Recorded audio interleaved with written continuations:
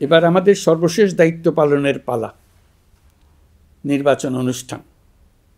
আজ এই মহান দিবসে আপনাদের সামনে এই বক্তব্য রাখার পর থেকেই আমরা আমাদের সর্বশেষ এবং সবচাইতে গুরুত্বপূর্ণ অধ্যায়ে প্রবেশ করব। আমরা এবার একটা নির্বাচিত সরকারের কাছে দায়িত্ব হস্তান্তরের প্রক্রিয়া শুরু করব। অন্তর্বর্তী সরকারের পক্ষ থেকে আমি প্রধান নির্বাচন কমিশনারের কাছে চিঠি পাঠাবো যেন নির্বাচন কমিশন আগামী রমজানের আগে 2026 সালের ফেব্রুয়ারি মাসে জাতীয় নির্বাচন অনুষ্ঠানের আয়োজন করেন। আপনারা সকলেই দোয়া করবেন যেন সুন্দরভাবে নির্বাচন অনুষ্ঠান করে এদেশের সকল নাগরিক একটি নতুন বাংলাদেশ গড়ার কাজে সফলভাবে এগিয়ে যেতে পারে। আমরা সরকারের পক্ষ থেকে এই নির্বাচন যাতে সুষ্ঠু, শান্তিপূর্ণ এবং উৎসবমুখরভাবে সম্পন্ন করা যায় সেজন্য সকল প্রকার সাহায্য সহযোগিতা প্রদান করব।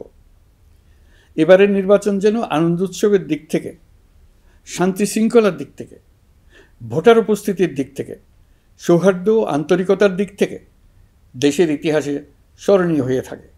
সেই জন্য সকল আয়োজন সম্পন্ন করতে আগামীকাল থেকে আমরা সকলেই মানসিক প্রস্তুতি ও প্রাতিষ্ঠানিক আয়োজন শুরু করব।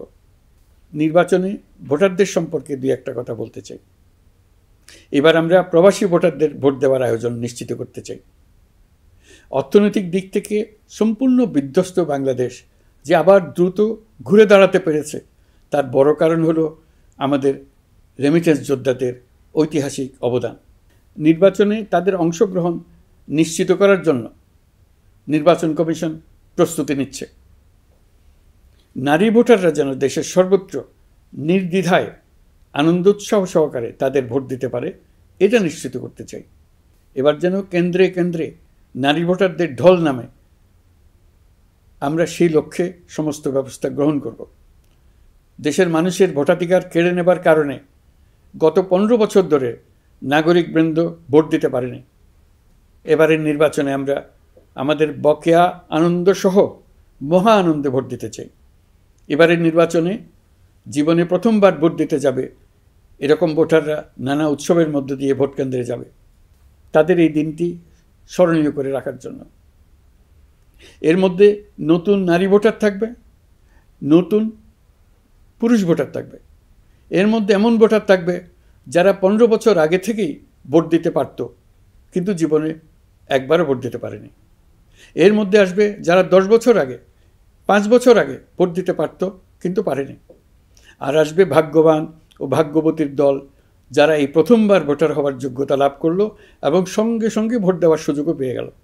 নির্বাচনের দিনকে আমরা ঈদের উৎসবের মতো করতে চাই। এবারের ভোটের আনন্দ থাকবে সবার মধ্যে। আপনারা সবাই বাচ্চা কাচ্চাদের নিয়ে ভোট কেন্দ্রে যাবেন।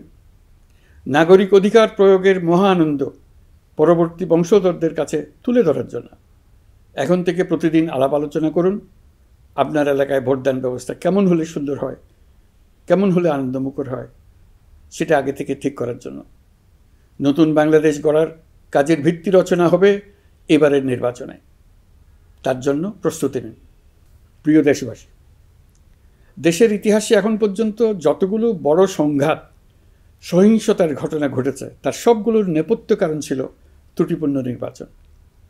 ত্রুটিপূর্ণ নির্বাচনের মধ্য দিয়ে কোনো দল যদি গায়ের জোরে নির্বাচিত হয়ে ক্ষমতায় আসে তার চূড়ান্ত পরিণতি কী তার জুলাই অভ্যুত্থান আমাদের দেখিয়ে দিয়েছে।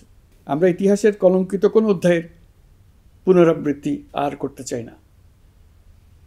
আপনারা প্রত্যেকেই অবগত আছেন একটা গোষ্ঠী নির্বাচনকে বাধাগ্রস্ত করার জন্য উন্মুখ হয়ে আছে। তারা দেশের গণতান্ত্রিক অগ্রযাত্রাকে ব্যাহত করতে দেশের বাইরে বসে ভেতরে থেকে নানা অপচেষ্টায় লিপ্ত রয়েছে। আমাদেরকে অবশ্যই খেয়াল রাখতে হবে তারা যেন নির্বাচনকে সংঘাতময় করে তোলার কোনো রকমের সুযোগ না পায়।